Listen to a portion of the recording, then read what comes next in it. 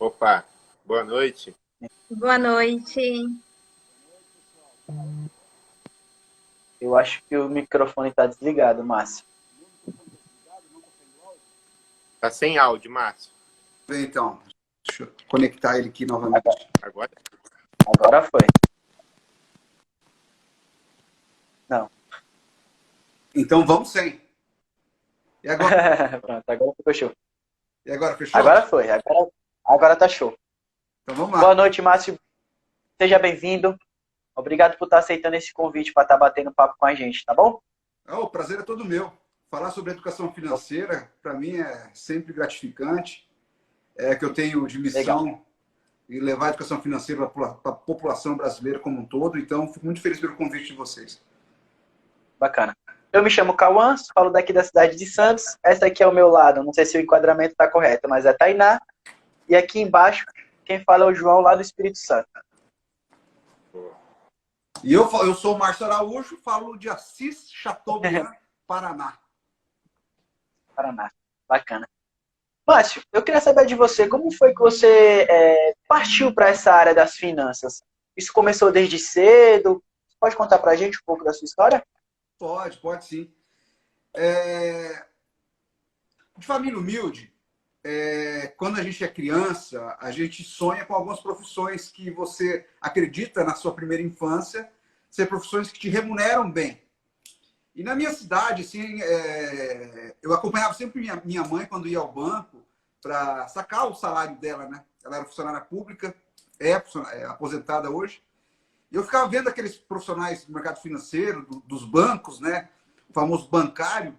E foi gerando uma vontade interna de quando eu crescesse, eu me tornasse um profissional do mercado financeiro, na época, um bancário. Aí começou aos 14 anos, na época, com 14 anos, a legislação trabalhista permitia que menores pudessem trabalhar. Então, em 1994, eu entrei na Caixa Econômica Federal como menor aprendiz. A gente falava jovem aprendiz na época. E de lá, fui galgando, saí da Caixa Econômica, aí entrei em cooperativas de crédito e estou até hoje trabalhando no mercado financeiro. Só em cooperativas de crédito foram quase 20 anos trabalhando em cooperativas de crédito. Bacana. Vai ter currículo. João?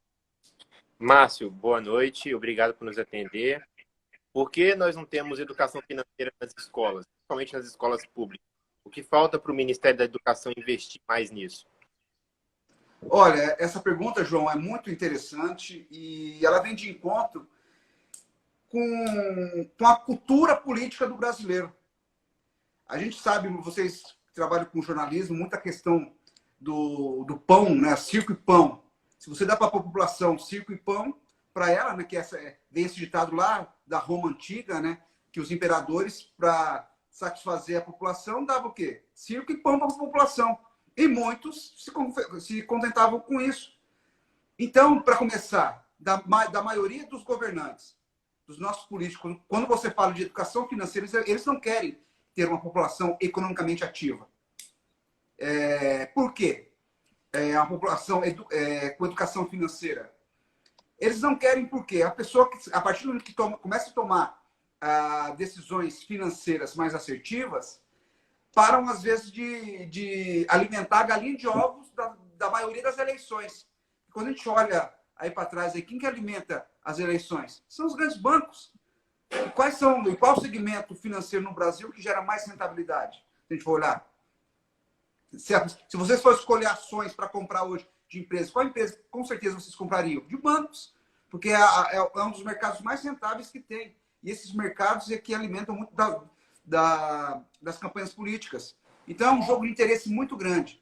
Então, e tem uma briga muito séria, tá?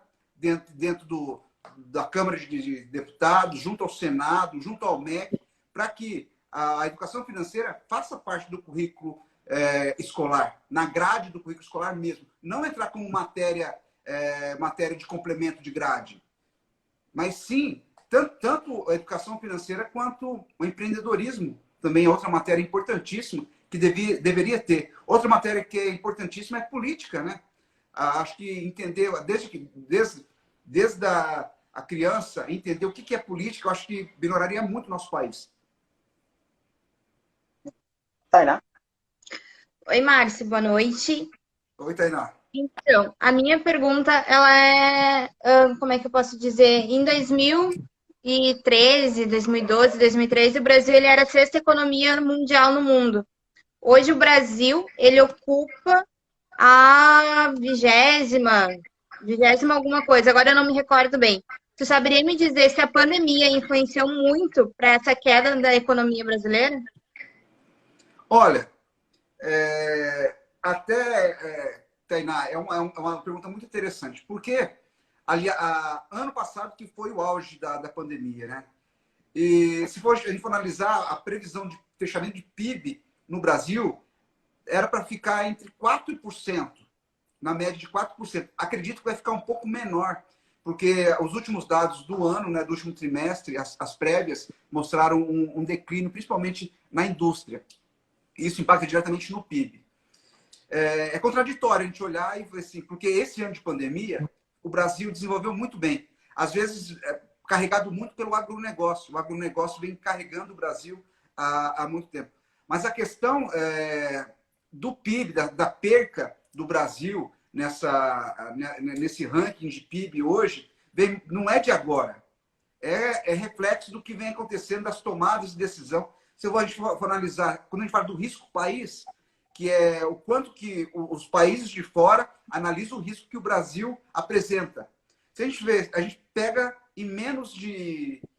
Essa década agora, a nossa década de 2012, a gente vê o impeachment da Dilma, a gente vê o Temer assumindo e num colapso, né, tamanho. Então, assim, aí, por exemplo, o político com maior expressão brasileiro fora, que era o Lula, aí envolvido, sendo preso, isso vai minando muito o quê? A segurança que um país passa. Então, na realidade, parafraseando, passa muita insegurança para o mercado internacional. Então, para de entrar em investimento, para de ter o interesse de empresas em investir no Brasil, de comprar do Brasil. E com isso, o que segurou bravamente o Brasil nesses últimos anos, Tainá, foi o agronegócio. A gente tem que ainda agradecer nessas posições que nós estamos hoje ainda no ranking de maiores países que mais gera riqueza, ainda pelo agronegócio. Poderia ser pior. Obrigada. Mas eu queria saber qual era a situação do cenário econômico antes da pandemia. Olha, o cenário econômico brasileiro, antes da pandemia, vinha apresentando... o mercado tinha enxergado muito bem. A gente tem que entender que foi assim, o Bolsonaro assumiu e aí veio a pandemia junto com o Bolsonaro. O mercado, primeira coisa, o mercado analisa muito, por exemplo, o Ministério da Economia. O Paulo Guedes, quando foi escolhido, o mercado reagiu muito bem, porque o Paulo Guedes ele tem uma boa visão fora do país. Só que, a partir do momento que veio a pandemia, o governo, e às vezes pela forma de liderança, a forma de gestão desse atual governo, gerou muita insegurança. E com isso a credibilidade do Brasil no mercado exterior foi arranhada, essa imagem do Brasil. Agora, por exemplo, quando a gente olha para esse cenário, que é olhar para o retrovisor logo ali, né? Então, a gente vinha, assim, com ímpeto, o Brasil com projeções de crescimento, mas aí veio a pandemia. E lembrar que a pandemia, a gente está falando aqui de pandemia, e eu falei agora bastante do governo, a gente está falando em loco do Brasil. Mas, assim, a pandemia, ela afetou todas as economias do mundo, menos a chinesa. Menos a economia chinesa, que foi a economia que cresceu, né, nos últimos 2 anos, mesmo num período de pandemia. Então... eu ouvi uma frase que ela é pesada, assim, não é julgando, mas aí usando o economista que usou, ele parafraseou dizendo o seguinte: a China ela quebrou as pernas da população mundial e vendeu as muletas, porque saiu de lá o vírus e todos os insumos, né? Tanto a vacina quanto máscara, respiradores, a maioria tudo saiu de lá. E com isso aqueceu a economia chinesa e ela manteve um ritmo de crescimento interessante comparado com o resto do mundo. Então, é muito interessante quando a gente ressalta sobre essa questão da economia e pós-pandemia. Eu acho que o mais que a gente tem que ressaltar né, é a questão da inflação.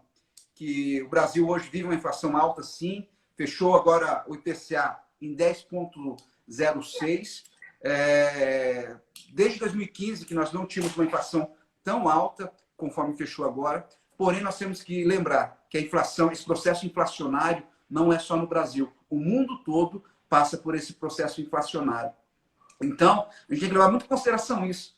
A pandemia, sim, teve um impacto gigante, né? Se a gente olhar há pouco tempo atrás, e vem causando agora de novo. Eu posso dar um exemplo da minha profissão. Eu rodo o Brasil ministrando treinamentos junto às instituições financeiras. Eu tinha 2 semanas de treinamento no Mato Grosso. E foi cancelado. Hoje acabaram de ligar para mim cancelando, para a gente postergar o treinamento. Por quê? Começou a faltar já voos. Então, as companhias aéreas estão cancelando o voo pelo aumento da contaminação pelo Covid e pela influenza da tripulação. Então, os pilotos, os copilotos, né, os comissários de bordo, tem um grande número que estão contaminados e com isso tem que ficar em quarentena e não tem como atender a demanda dos voos.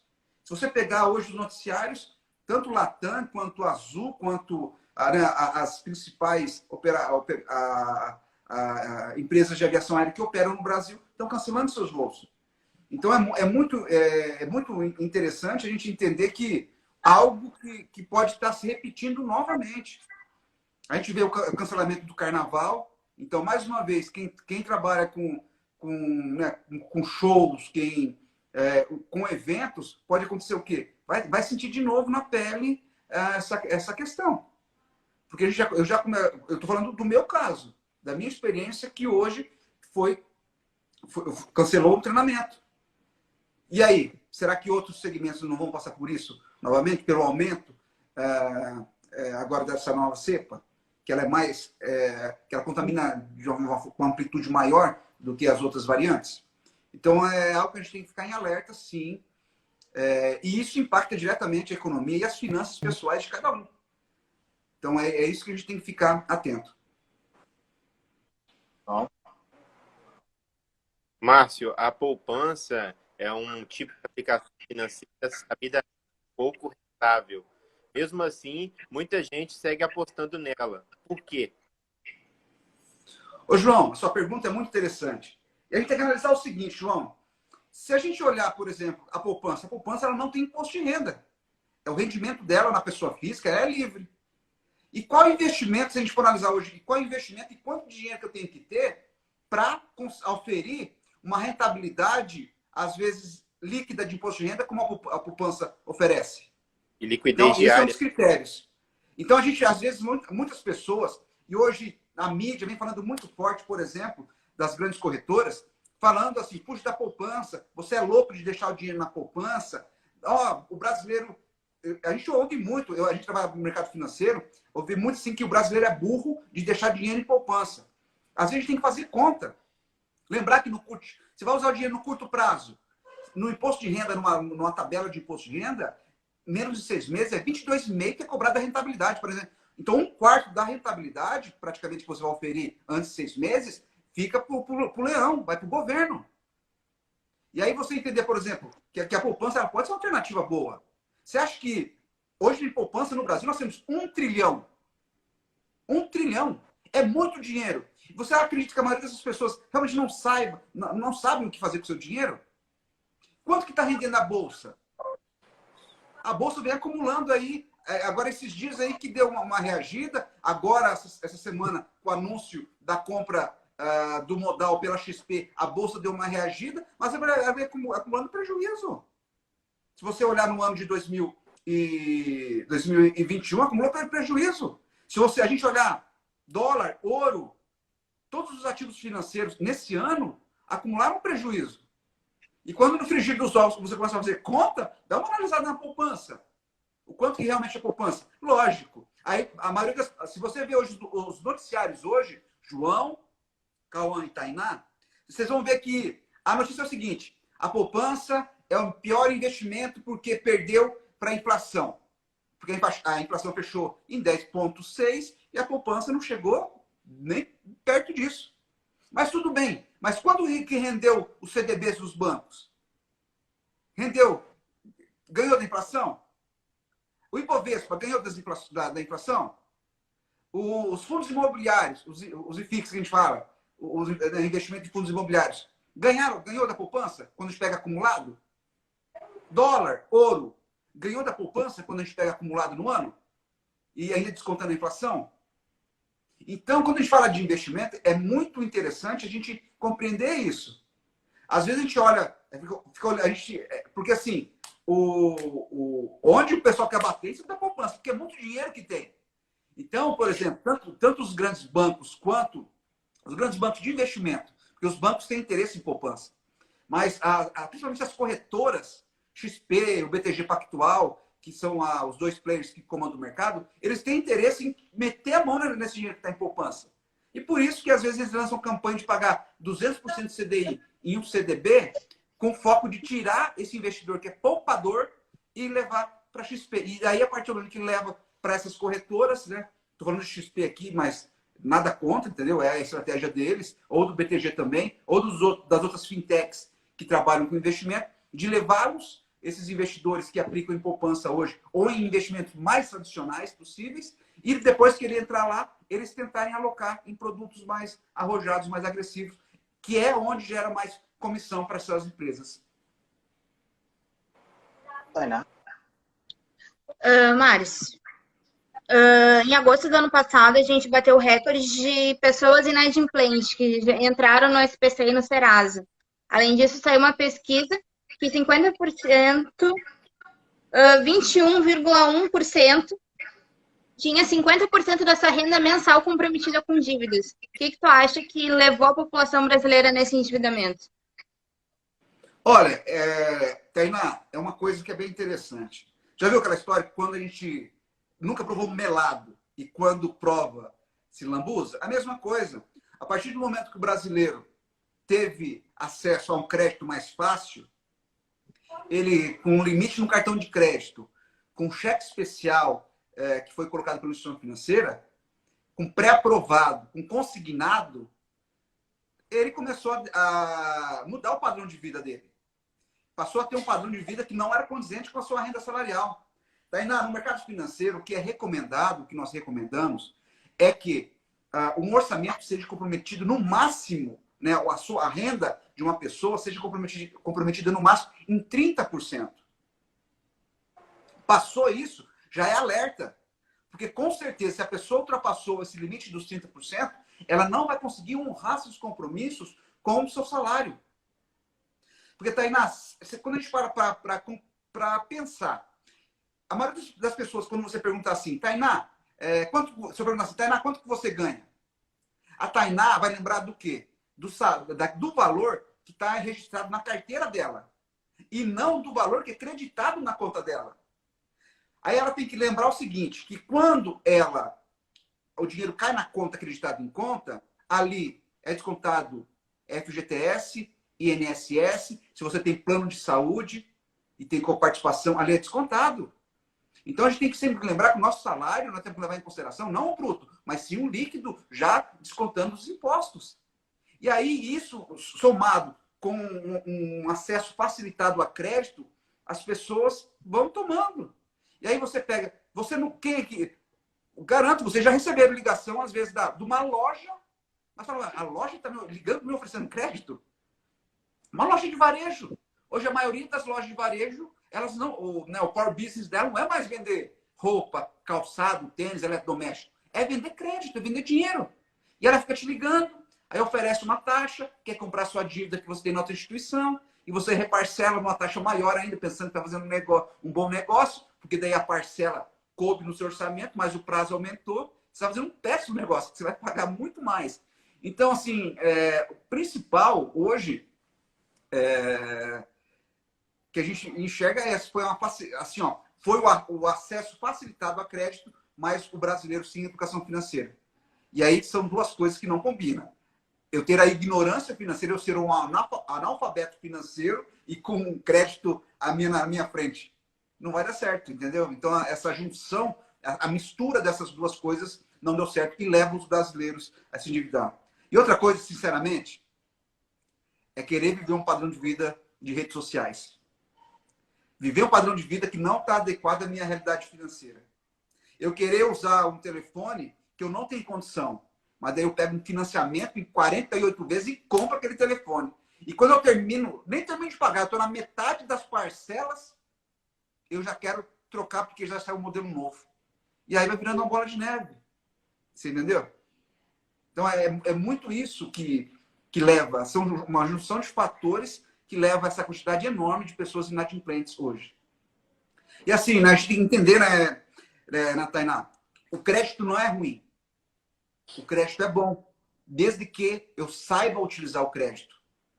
Se não fosse crédito, as empresas não funcionavam. Se não fosse crédito, não teria tanta habitação hoje no Brasil, né? Tantas pessoas com casa própria, ou pagando a sua casa própria, porque a casa só vai ser dela depois que ela terminar de pagar. Mas é um bem que ela está adquirindo, um patrimônio que ela está adquirindo. Então é muito importante a gente entender isso. Muitas pessoas também tacam pau no crédito. Não, o crédito não é ruim. O problema é quem está usando o crédito. De que forma que você está usando esse crédito? Por exemplo, você pega o crédito, uma taxa de 1,5% ao mês, e vai aplicar em algo que vai dar 6% de retorno no mês, você paga 1,5%, sobra ainda 4,5% para você. Então, essa análise que tem que ser feita, entendeu? O retorno que esse crédito pode te dar. Márcio, a gente vem atravessando, como você mesmo falou, casos de Covid aumentando, carnaval sendo cancelado em algumas cidades, eu acredito na maioria delas. Eu queria saber de você qual cenário você enxerga para a economia já nesse ano, se a gente já pode falar disso já. E quais impactos que a gente atravessaria de um novo lockdown? Olha, o novo lockdown, acredito que não vai ter. Por quê? Porque a gente está analisando que os casos vêm aumentando muito, mas só que a internação não vem aumentando. Então, o Brasil, ao contrário de outros países, a gente foi muito criticado a questão da vacina, não tem vacina, tem vacina, não tem vacina. Mas o Brasil conseguiu vacinar um grande número de pessoas. E a gente está sentindo esse reflexo agora. Porque em outros países a gente vê que estão sendo criados mais uma vez a estratégia de lockdown. E no Brasil não está tendo tanto internamento. Então, está aumentando os casos, sim, isso é notório. Porém, não está tendo o volume de internamento, que é isso que causa mais preocupação, né? E a questão dos óbitos. Então, o lockdown, eu acredito que não venha a ter. Pode ter essas coisas segmentadas. Paralisação, o evento, igual o Carnaval, como o Réveillon, tem várias cidades que não tiveram eventos. Réveillon, o Carnaval, muitas cidades estão cancelando. Então, coisas pontuais. Às vezes, vai começar os campeonatos. Às vezes vai ser mais rigoroso a questão da quantidade de pessoas, a entrada, shows. Acredito também que vai ser mais rigoroso, eventos sociais, baladas, essas coisas, vai ter um rigor maior. Mas não acredito. Eu acredito que o grande desafio para a economia em 2022, no nosso país, João, Tainá, é a eleição. É a instabilidade que anos de eleição causam economicamente. Ainda mais em um ano que a gente vem acompanhando que vai estar muito polarizado. É o A e o B. E a gente falam-se de terceira via, essa terceira via não cria força, né? Não cria musculatura para tentar. Então vai ser um ano muito polarizado politicamente. Então até a gente tem que ter muito cuidado hoje nos comentários que a gente vai tecer nas redes sociais, porque você às vezes fica taxado como um, ou outro tipo de comentário que você faz é taxado como outro. Porque está muito polarizado. A gente já vem sentindo isso desde o ano passado. Então, isso tem um reflexo direto na economia. Então, mas, Márcio, passar a eleição vai resolver o ano de 2022? Nós temos um grande detalhe. A eleição só é em outubro.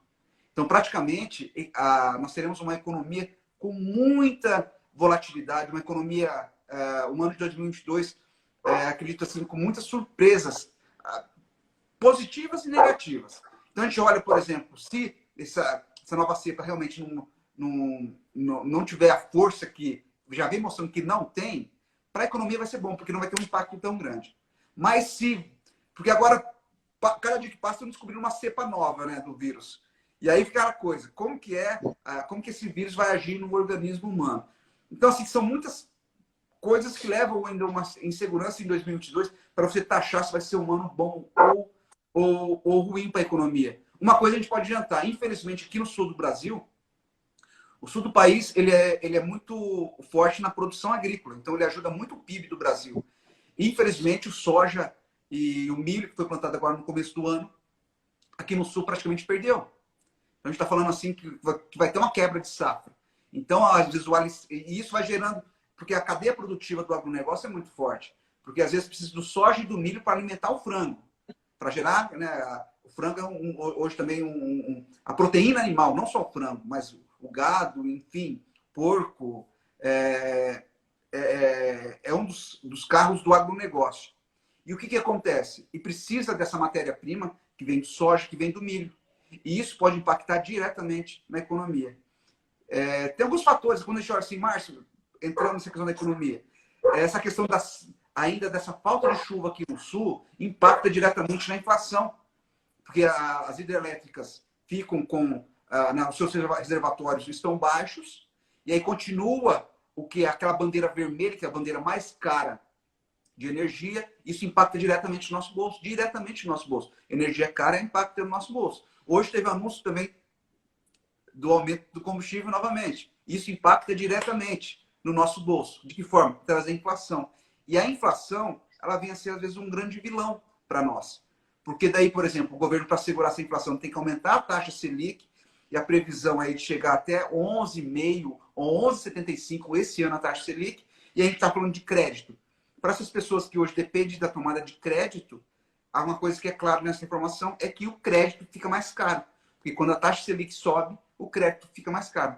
Mas, por outro lado, para aquele que é investidor, aquela pessoa que investe em renda fixa, através ou dos títulos do Tesouro Direto, ou através do CDB dos bancos, ou dos RDCs de cooperativa, é muito interessante esse cenário, porque taxa Selic alta, ela vai aumentar a rentabilidade dos produtos de renda fixa.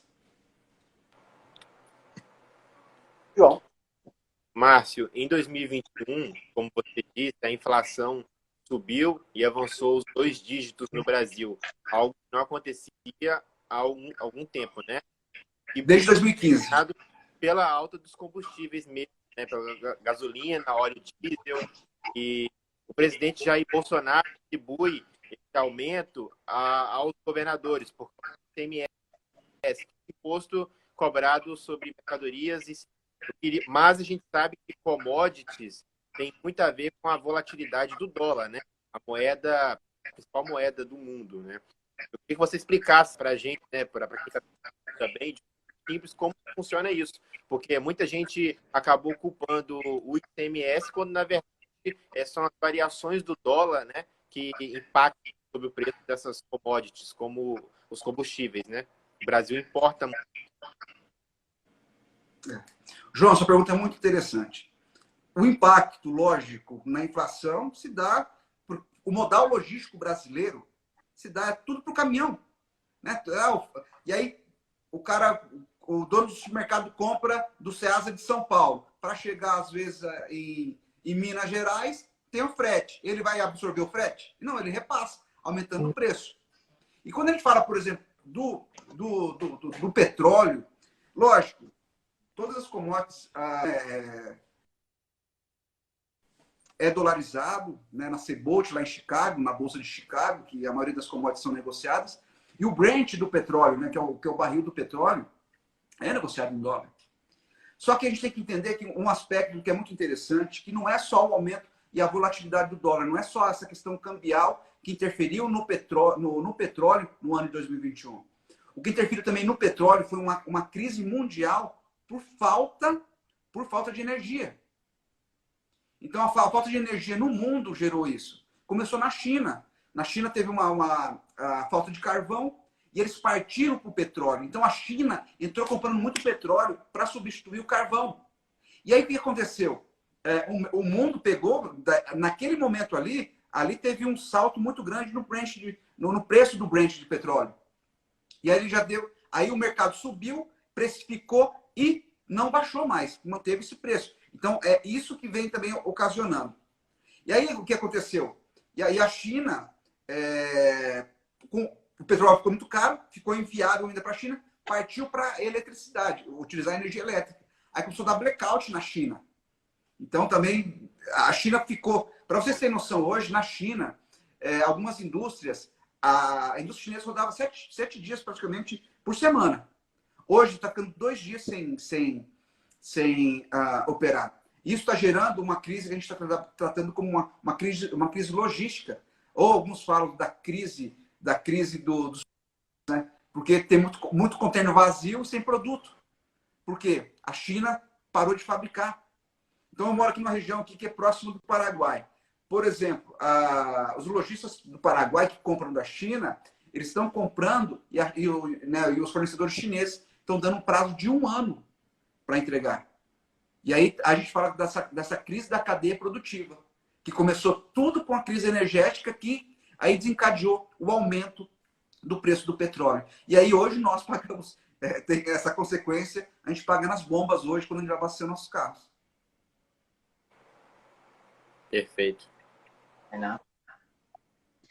Márcio, falando ainda sobre gasolina, eu sou aqui do Rio Grande do Sul, e aqui no Rio Grande do Sul a gente muitas vezes acaba comentando que acaba indo para o Uruguai, tipo, o pessoal que mora na fronteira entre Uruguai e Argentina, indo abastecer lá, porque a gasolina sai mais barato na bomba, sendo que esses países acabam comprando da gente. Saberia me dizer o porquê? O porquê que para eles venderem sai mais barato? Então, a gente carrega uma herança ainda do Mercosul, da política do Mercosul, onde foram concedidas algumas benesses para os nossos países vizinhos. E uma dessas benesses, a gente fala muito da linha branca, que, por exemplo, o pessoal ia comprar eletrodoméstico também na Argentina, porque era muito mais barato comprar lá do que comprar no Brasil. E aí assim, o mais engraçado, que a gente daí compra o trigo, eles vendem o trigo mais caro para nós aqui do que eles pagam lá na Argentina. Entendeu? São coisas do Mercosul, dos acordos que foram feitos. E a gente ainda carrega isso. Lógico, também tem uma questão tributária, a forma... Se a gente for estratificar o tanto de imposto que tem na gasolina, é uma coisa absurda. Então a gente fala não é só sobre o ICMS, é muita coisa, é CID, assim... Então, assim, não é só olhar para o ICMS. É olhar, por exemplo, assim, a carga tributária no Brasil, que, infelizmente, é muito alta, a carga tributária em tudo, né? Às vezes a gente fala até da questão de impostos, que a gente, às vezes, paga um imposto, não uma vez, tem uma bitributação que é escondida, porque você paga o IPVA para ter boas estradas para rodar.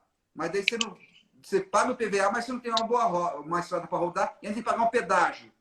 Então, são vários fatores, sabe, Tainá? Então, quando a gente olha, por exemplo, assim, por que é mais barato? Uma das coisas também é a questão do câmbio, né? Por exemplo, na Argentina ainda é mais barato para a gente abastecer, porque o peso argentino está muito mais valorizado do que o real perante o dólar.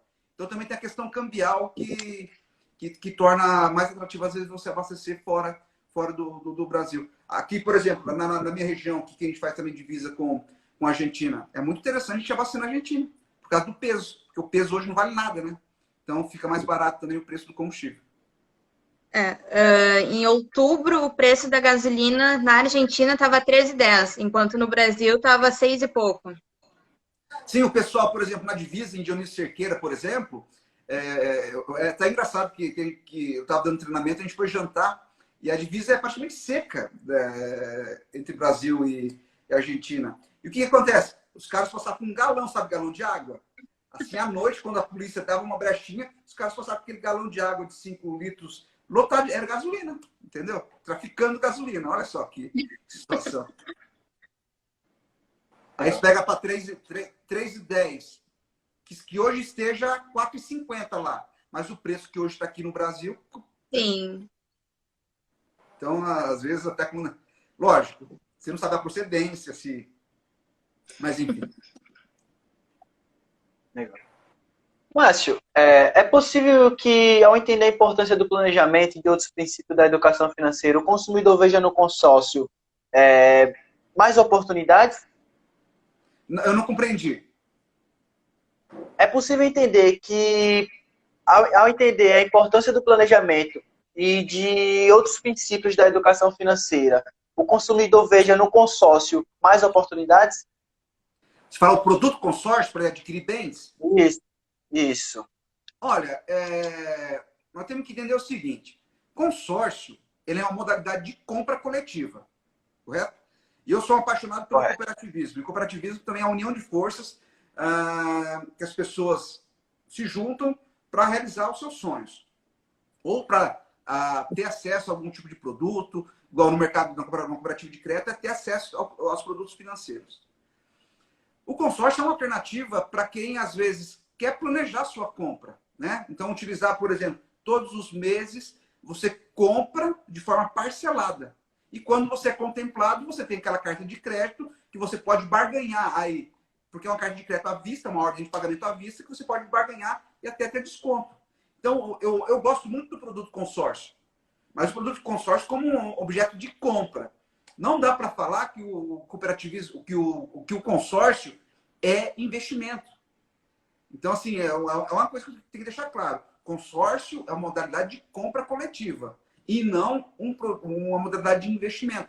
Porque para te gerar o investimento, né, para a gente ter uma noção direta do que é investimento, investimento é tudo que te gera um ativo. E ativo é aquilo que te gera renda. Então, a partir do momento que você paga um consórcio, você comprou um carro, se você não virar um Uber ou não virar um taxista, esse carro vai gerar o quê? Despesa para você.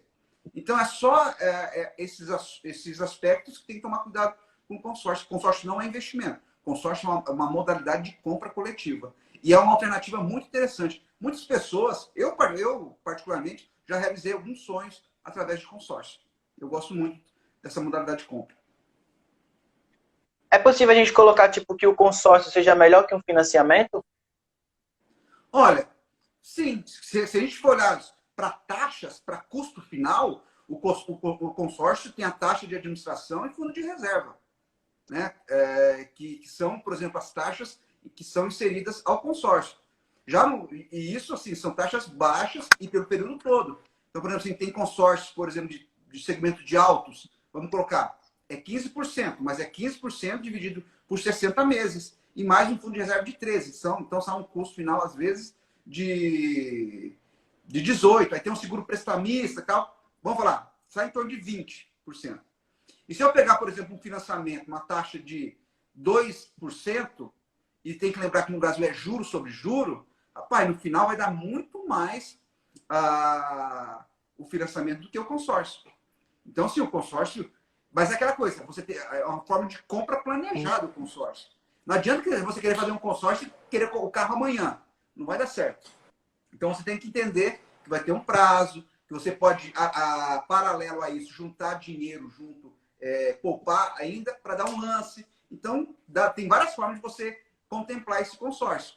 Mas, lógico, temos que deixar claro isso. Consórcio não é investimento. Consórcio é um processo de compra coletiva. João?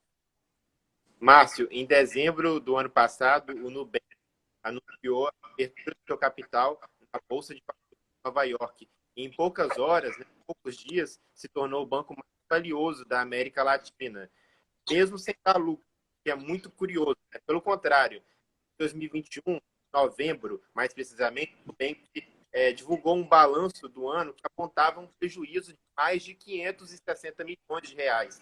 Como explicar isso? Será que no futuro esses bancos digitais terão que começar a taxar mais o seu serviço para finalmente obter algum retorno financeiro? Ora, do couro sai a correia. Foi para a bolsa, abriu capital. Investidor quer retorno. E aí do couro sai a correia. Vai ter que taxar. Vai ter que cobrar juros maiores, cartão de crédito que os jovens vêm pegar. Você já começa a ver o que é o Nubank lá quando foi lançada a política deles e o que é hoje. Já tem um monte de tarifinha. Ah, que é menor. Tudo bem, é menor, mas já estão cobrando. Daqui a pouco vão cobrar mais. O que a gente tem que entender é o seguinte, investidor quer retorno. E do couro sai a correia. Vai ser cobrado. Assim, a gente utiliza muito assim que algumas instituições financeiras utilizam a estratégia do quê? Como ela é entrante no mercado, ela faz o quê? Ela pega, isenta tudo, não cobra nada e vai indo. Conforme ela aumenta o plus, né, aumenta ali a quantidade de clientes, ela começa a cobrar R$1 de cada cliente.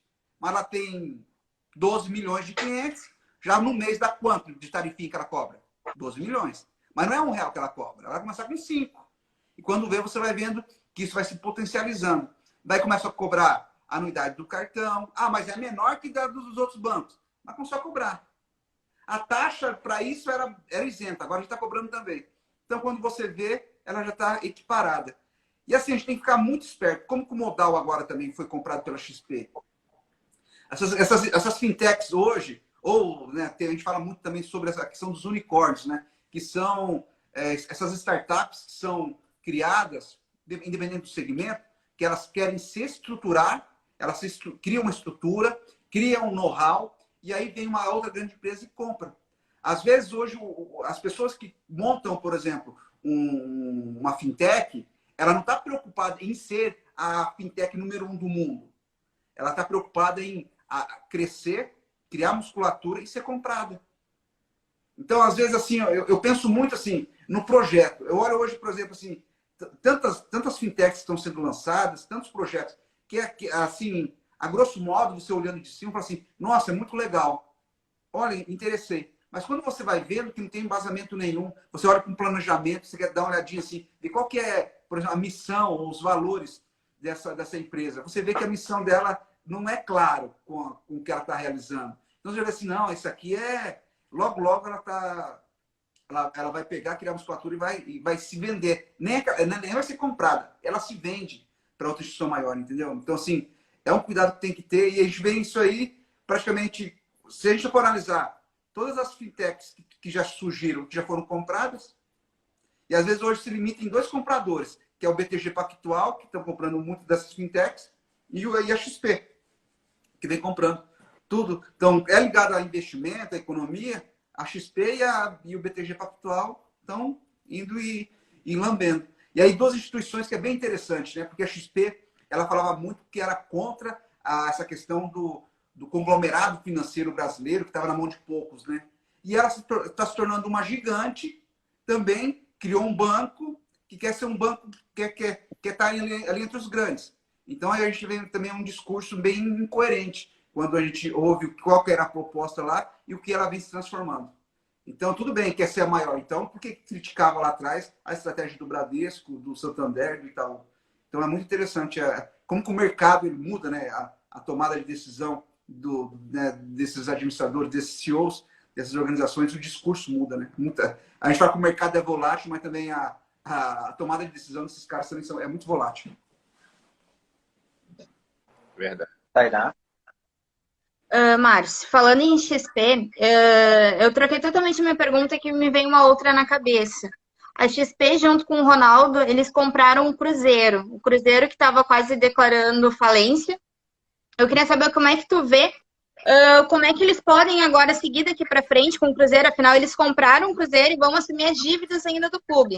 Como é que tu vê esse passo que eles vão ter que dar?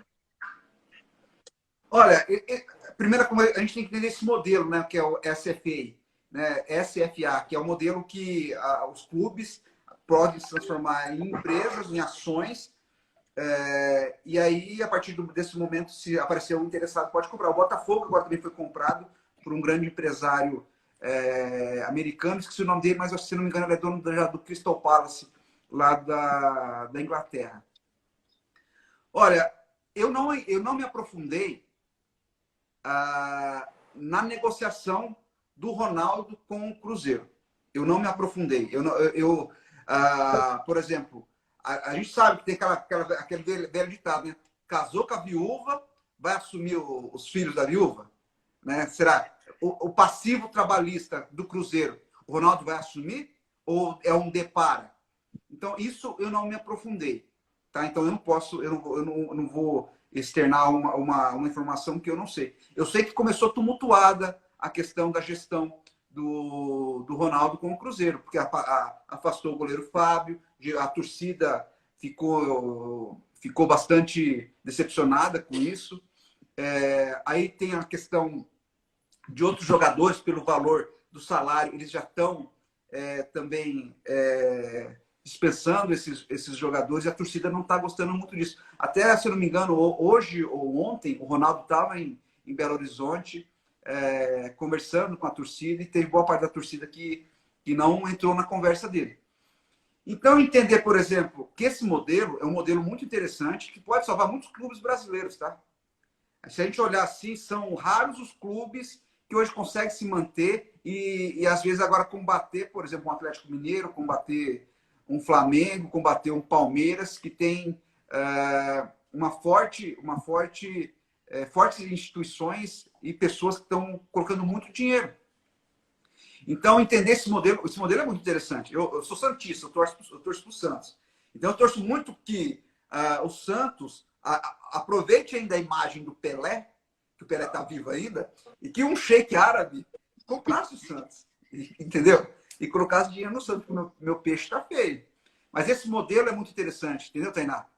Agora, entender, por exemplo, a viabilidade disso é algo que vem... Porque eu não entrei nas entrelinhas do contrato para ver até onde o Ronaldo entra, o que ele assume e o que ele não assume. Assumiu tudo, igual a gente fala, porteira fechada, assumiu, então, todo o prejuízo.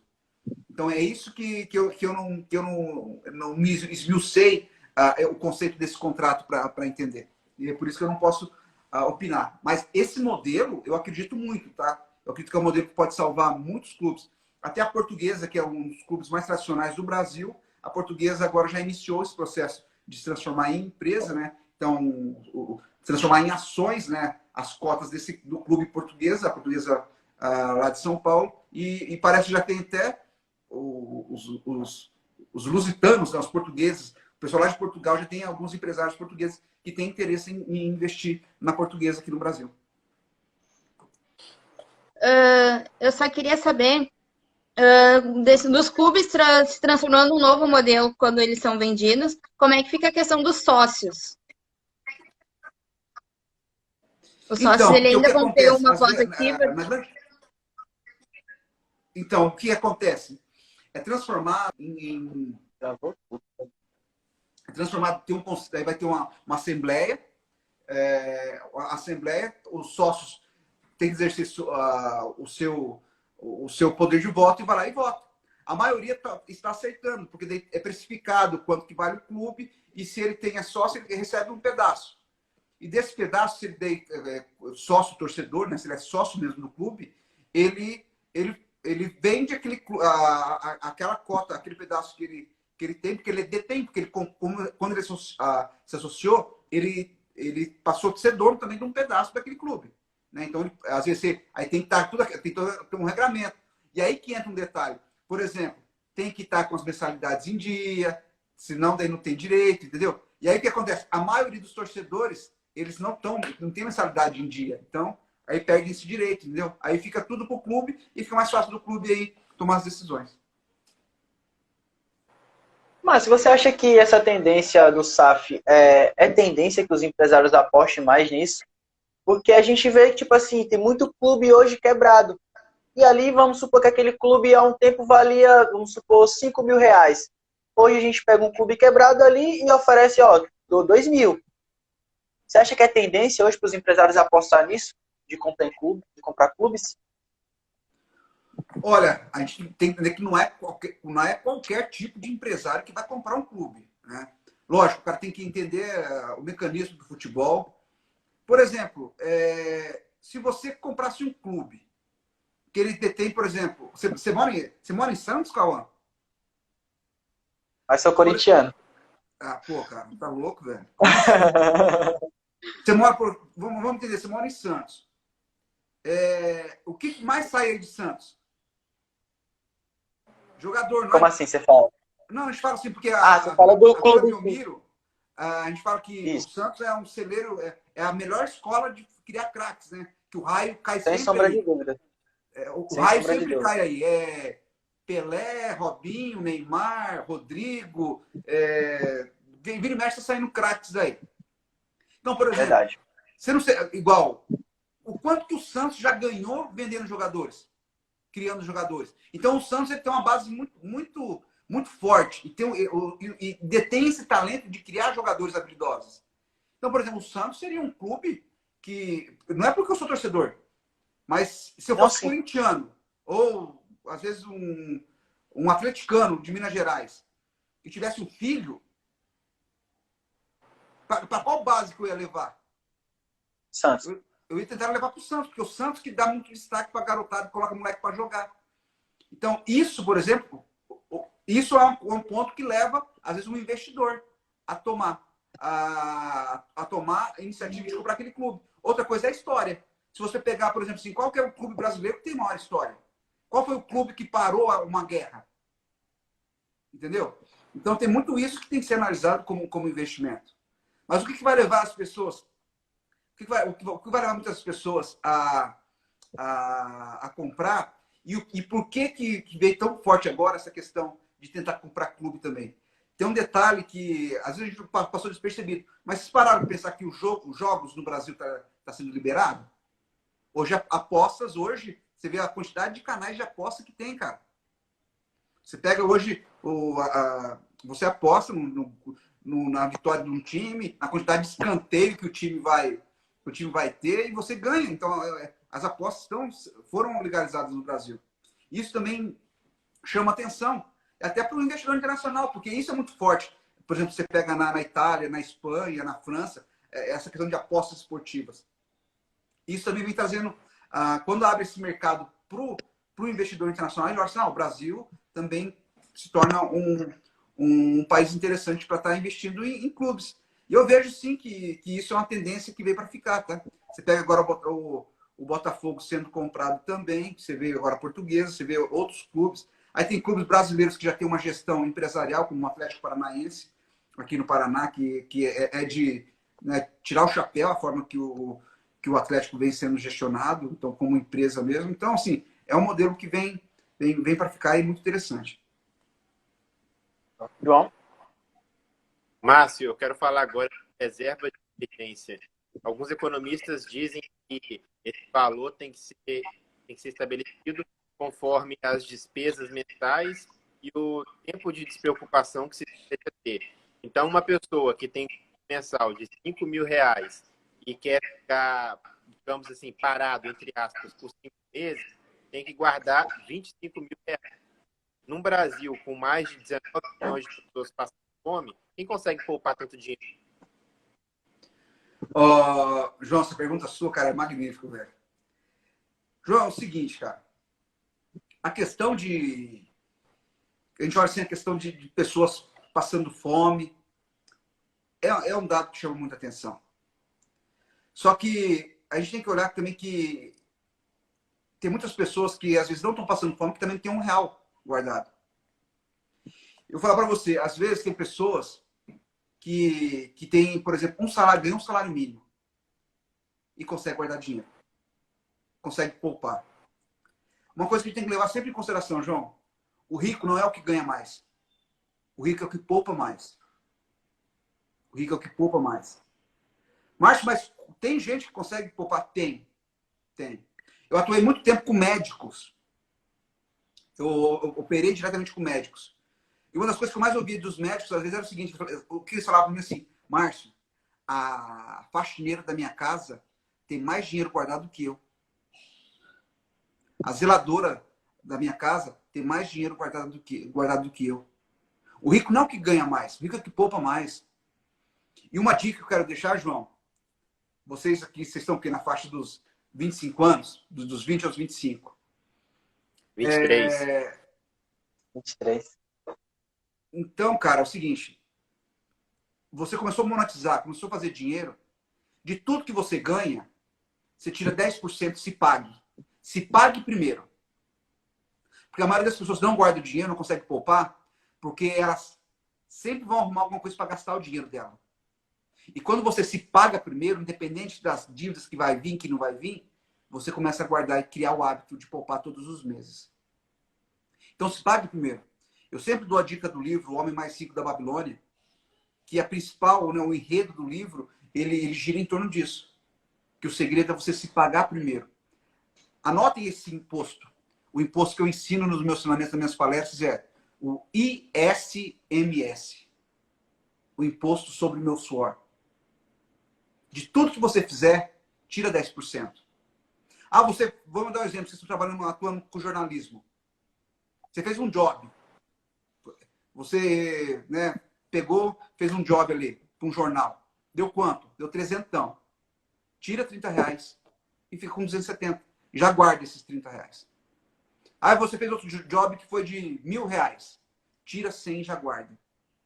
Porque se vocês não fizerem isso, vai aparecer coisas para vocês e vocês vão guardar e não vão sobrar. Vocês não vão guardar e vão gastar tudo. E o pior, você nem vai saber para onde que foi esses gastos. Isso que é triste. Quando a gente olha, né, João, para esses dados da quantidade de pessoas famintas, né? E quando você se depara com os itens que foram mais vendidos ano passado, na época da pandemia, quando começou a sair o auxílio emergencial. Você olha para o aumento da venda de celulares. Muitas pessoas que tiveram acesso ao auxílio emergencial, em vez de comprar comida, compraram celulares. Então, às vezes, a gente tem um contrapeso muito grande, né? Que a gente tem uma contradição muito grande, que a gente tem que entender. Em alguns aspectos é o seguinte, né? Que as pessoas se colocam como pobres, em alguns aspectos, e em outros ela não quer se colocar como pobre. Às vezes, para ter um benefício, ela é pobrérrima, ela, né, não tem dinheiro para nada. Mas para outras coisas, na hora que ela demonstra que tem isso, que tem uma roupa de marca, que comprou uma calça, que tem um tênis bom, o celular dela é do ano. Então, às vezes, é muito isso que a gente tem que levar em consideração. Então, o segredo, a reserva de emergência, nós temos que ter, sim. Tem que ter, por exemplo, aí agora, início de ano, IPTU, IPVA, matrícula escolar, o tanto de coisa que tem que pagar no começo do ano. E se você não tem uma reserva, como você vai pagar? E o duro, João, que você olha para as redes sociais hoje, há 2 meses atrás, tinham pessoas que estavam reclamando, né? Que a crise, que, né, tantos milhões de pessoas passando fome no Brasil, tal, e isso, aquilo. Mas vê hoje, ou entra aí nos últimos 30 dias dela, a maioria das pessoas, onde que elas foram? Foram para a praia. Viajar. Pode ser a praia mais simples que for. É baratinho? Comer, se alimentar na beira de uma praia, é barato? Então a gente olha, por exemplo, assim, essas contradições que a gente tem que levar muito não pode levar muito ao pé da letra. Porque às vezes sabe que muitas pesquisas é por amostragem. Infelizmente, você pega, por exemplo, os CRAS distribuídos pelo Brasil todo, né, que são as entidades das prefeituras que atendem a população que mais necessita. Você vê tanto de escândalo que tem nesses cadastros, porque pessoas que não têm necessidade tentam se beneficiar também, às vezes, de recursos que vêm para essas famílias que realmente precisam, mas às vezes o brasileiro quer tirar vantagem em tudo, né? Então, assim, são coisas assim, que a gente tem que levar com muito cuidado esses aspectos. E sobre a reserva de emergência, João, é necessário.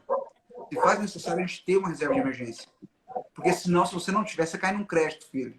E aí o crédito pode te arrebentar pro resto da sua vida. Porque você não consegue pagar, aí você entra no Serasa, aí entra no SPC, aí você tinha uma proposta de emprego bom, e aí empresário nenhum não vai assumir que ele olha a sua capivara para ver se você tem Serasa ou não. Mas a maioria, tem muitas pessoas que participam de processo seletivo que ela tem características, o perfil dela está adequado com aquela vaga, mas ela não é contratada. Por quê? As empresas hoje tiram a questão das consultas do Serasa, do SPC, para ver o histórico financeiro da pessoa. Porque é comprovado que pessoas que têm problemas financeiros, elas produzem menos. E elas faltam mais no trabalho do que do que um outro profissional que é equilibrado financeiramente. Então, são vários aspectos que tem que ser levado em consideração. É isso aí. Márcio, a gente vai se encaminhando para a nossa reta final de live, estamos chegando ao fim, né? Desde já quero agradecer a você, a todo mundo que estava aqui participando com a gente, aí assistindo a gente, tá? Tainá, a sua última para o nosso querido Márcio. Bom, a minha pergunta, ela é em relação ao presidente. No final de 2020, começo de 2021, o presidente, junto com o presidente Trump, eles estavam atacando a China bastante. O presidente Bolsonaro e o presidente Trump, só que o Bolsonaro tinha junto os filhos dele atacando a China. O que aconteceu é que a China parou de comprar do Brasil soja e começou a comprar dos Estados Unidos. Até que ponto as falas do presidente prejudicou o país? Olha, nesse aspecto, diretamente, a China ela joga muito. Porque ela hoje, a gente fala dos Estados Unidos, mas hoje o protagonista da economia mundial se chama China. Então, a China hoje ela quer colocar preço em tudo que é commodity, a China tenta interferir para colocar preço. Então, ela faz essas ameaças de embargo, para de comprar. Não, que foi achado uma soja diferente da transgênica que tinha comprado do Brasil, vamos cancelar. Não, vamos cancelar agora a exportação de carne de boi do Brasil, porque a gente acha que tem um surto de vaca louca no Brasil, febre aftosa no Brasil. Então, a China ela utiliza muito dessas estratégias de terrorismo comercial. Tá? Então, a gente tem que deixar claro isso. Mas, lógico, as falas do presidente, e não só do presidente, qualquer tipo de governante, interfere diretamente. Porque passa uma instabilidade política enorme. Então, lógico, a gente sentiu isso. A gente vem agora, por exemplo, o mundo todo, às vezes na questão não só econômica, mas a gente passa pela questão da prevenção da natureza, esses aspectos, Amazônia. Então, assim, e as falas, a questão também da pandemia, tudo isso tem um peso, né? E a gente sabe que quando tem coisas que não pode voltar atrás. E uma delas é quando você profere uma palavra. E quando falou, foi publicado, já era. Isso fica marcado. Então, sim, trouxe consequências. Mas, felizmente, que não foram consequências tão drásticas, porque a China continua ainda comprando, a balança comercial Brasil-China ainda é muito forte. Bacana. Márcio, a minha última, eu queria saber, na verdade é uma curiosidade, né? Eu não sei se você é pai. Você é pai? Sou.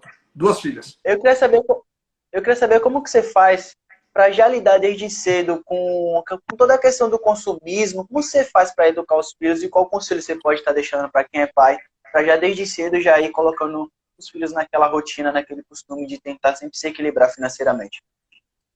Primeiramente, a gente busca o quê? Mostrar que tudo tem um preço, tudo tem um custo. Perfeito? E ensinar desde cedo o prazer de você guardar dinheiro e comprar. A maioria dos pais só ensinam que tem que guardar. Só que a criança, ela começa a guardar, mas ela não enxerga prazer em guardar dinheiro. Então, por isso que é muito importante quando você começa a ensinar seu filho a guardar dinheiro. Então, lógico, quando é muito pequeno, você começa a dar presente para ele, fala assim, o dinheiro, por isso que o dinheiro é bom. Isso vai ficando na primeira infância ali gravado para ele. Mas a partir do momento que ele já vai ter uma consciência ali na segunda infância, que já aprende o que é dinheiro, é mostrar os benefícios que o dinheiro traz. Parar de falar assim, dinheiro não é fácil, que dinheiro não dá em árvore. Não é isso que você tem que falar para o seu filho. Você tem que falar para o seu filho que quando você trabalha com sabedoria e faz o que você ama, dinheiro vem fácil. A partir do momento que você escolhe as coisas prazerosas para estar fazendo. E aí outra coisa que é o seguinte, então, por exemplo, a gente sempre trabalhou com os cofrinhos. Então, sempre ensinando que tinha o cofrinho, 3 tipos de cofres. Então, um cofre que era o cofre de curto prazo, que é para os sonhos de curto prazo, o cofre para o sonho de médio prazo e o outro cofre, que era o maior, para os sonhos de longo prazo. Então, a gente começa a trabalhar essa questão, assim, o sonho de longo prazo, qual que é? Geralmente é a formatura, é um carro, que a criança, o que a criança falar, você vai alimentando isso para ela começar já com a visão de futuro guardar dinheiro. O de médio prazo, às vezes assim, filha, mas daqui 2 anos, 3 anos, o que você quer comprar? O que você quer ter? Ah, um videogame. Então, ela vai guardando já para o médio prazo também dinheiro. E esse dinheiro para o curto prazo, que é o quê? Por exemplo, ela precisar, por exemplo, assim, ai, pai, eu queria chupar um sorvete hoje. Aí você fala o seguinte, mas o pai não tem dinheiro. E ela pegava assim, pai, mas eu tenho meu cofrinho lá de curto prazo, que é para realizar os sonhos de curto prazo. Então, vai lá, pega o dinheirinho do curto prazo. Então, já ensinar que tem 3 potes. O pote dos sonhos de curto prazo, de médio prazo e longo prazo. E o que eu sugiro, Cauã, é assim, ó. Aqui em casa, e eu já ensinei isso para muitas pessoas que eu atendi, que é o seguinte, quando, por exemplo, o sonho de médio prazo, que às vezes é o sonho de 1 ano, 2 anos, para a criança, para guardar dinheiro para... Igual janeiro, para comprar um presente no final do ano. Ela pega e junta aquele dinheiro, sabe? E aí você pega aquele cofre, mesmo que é você que vai pagar o presente. Geralmente, assim, eu faço isso. Eu compro o presente, mas daí eu pisco para a vendedora e falo assim, ó, ela vai pagar com o dinheirinho dela. E dá o dinheirinho do cofrinho. Ah, não, sai ali e tal. Eu combino antes com o vendedor, com a caixa, né? E ela fala, deu tanto, tá aqui o cofrinho. Mas mentira, foi eu que paguei. Mas para as minhas filhas, ela tinha o prazer, porque foi ela que pagou. Então, assim, valeu a pena guardar cada centavo, porque ela realizou um sonho. Então, é isso que é muito importante para a gente já educar as crianças. Mostrar que o dinheiro não é o fim. O dinheiro é um meio para a realização de sonhos. E é isso que nós adultos também temos que entender. Que dinheiro não é o fim. Muitos trabalham pelo dinheiro e às vezes não se realizam profissionalmente nem financeiramente. Nós temos que trabalhar para realizar os nossos sonhos, para realizar as coisas que a gente ama. Por isso que daí fica muito mais fácil e prazeroso falar sobre dinheiro. Legal. Bacana, obrigadão. João, as suas últimas considerações finais para o nosso querido Márcio. Márcio, eu posso observar que ao fundo ali você tem um livro, né, uma estante. Nós aqui gostamos bastante de literatura, então eu queria encerrar te pedindo para dar dicas de livros para quer se educar financeiramente. Se você puder mostrar alguma coisa aí também. Pera, com licença, então, vou virar as costas para pegar alguma coisa para vocês, tá? Vou pegar aqui. Eu tenho muita coisa aqui, tá? Mas assim, ó. Uma das coisas que a gente tem que falar sempre, dinheiro, a gente fala que tempo é dinheiro. Então, a primeira coisa para a gente se tornar um profissional mais próspero, um profissional, pessoas que tenham mais tempo para ganhar dinheiro, a gente tem que aprender a lidar com o tempo. Nós temos que saber administrar o nosso tempo. Então, esse livro do Christian Barbosa, que é A Trilha do Tempo, é uma leitura que eu recomendo para todo mundo, independente da profissão, independente do que você quer fazer da sua vida. Mas é muito importante. Porque quando a gente entende as coisas que são importantes, as coisas que são urgentes e as coisas que são circunstanciais da nossa vida, a gente começa a se tornar muito mais produtivo. E produção gera a receita. Receita gera dinheiro. Aí o livro assim, que eu li, que eu tirei, o ISMS, que eu falei para vocês, o Imposto sobre o Meu Suor, que é o Se Pague Primeiro, saiu daqui. O Homem Mais Rico da Babilônia. Um livro incrível. Esse livro é incrível. Recomendo todo mundo aí que está assistindo. A live vai ficar salva, né? Aí no feed. Eu acredito que vai ficar salva no feed aí. Pessoal, por favor, leiam esse livro. Abre a sua cabeça. Não só sobre a questão de tratar o dinheiro, se pagar primeiro, mas mostra a questão para você ficar esperto com a questão de investimento. Porque tem muita coisa que a gente pensa que é investimento e não é. E o livro traz muitos insights sobre isso. E outro livro que é muito interessante, Os Segredos da Mente Milionária. Que às vezes a gente compreender que às vezes tudo está na programação da nossa cabeça. Se as pessoas, se ao longo da vida todo mundo falou mal de dinheiro, tudo que eu ouvi foi mal de dinheiro, às vezes quando eu começo a ter contato com dinheiro, minhas experiências não vão ser boas. Porque já está enraizado na minha mente, já foi imputado no meu cérebro um chip ali tipo Matrix, que dinheiro não é bom. E se não é bom, eu não quero tê-lo, eu não quero deter ele, eu quero repassá-lo a ele. E por isso que eu gasto ele de forma desenfreada. Então são livros, são literaturas, aí eu posso falar de Robert Kiyosaki, Pai Rico, Pai Pobre, Daniel Kahneman, Rápido e Devagar. São vários autores que... Reinaldo Domingues, com uma literatura vasta também de educação financeira. Então, são vários atores, vários autores, livros assim. A gente tem muito aí que dá... Depois a gente vai fazer uma lista aí para mandar para vocês a recomendação do Márcio Araújo. Aí,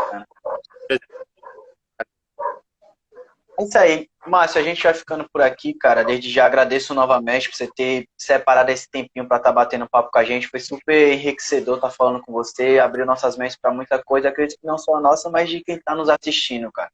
Obrigadão mesmo, tá? Cara, eu que agradeço. Sempre que vocês precisarem aí, fiquem à vontade de fazer o convite. Começo do ano, aí a agenda deu para conciliar bem, então... Se não der, a gente vai trabalhando a agenda, mas sempre que vocês precisarem, será uma honra sempre participar com vocês. João, os últimos agradecimentos. É isso, agradecer ao Márcio por ter participado aqui conosco e com certeza vamos convidá-lo novamente esse ano de eleições e a pauta principal é a economia, então vai ter muita coisa para falar. Não, eu fico feliz e... Bom, muito obrigada. Como o João e o Cauã já agradeceram também, muito obrigada por tirar esse tempo para conversar com a gente, para esclarecer nossas dúvidas. E te aguardamos para uma próxima entrevista. Esse ano vai ser muito importante ter alguém para tirar mais dúvidas ainda que a gente tem. Perfeito. Conte comigo. Legal. Só chamar. É isso daí, a gente vai ficando por aqui. A gente vai ficando por aqui, Márcio. Uma boa noite para você e sucesso total na sua carreira, cara. Obrigadão. Sucesso. Um beijo no coração de cada um de vocês e quem passou aí pela live. Beleza. Valeu. Abração. Até a próxima. Tchau. Abraço. Tchau, tchau.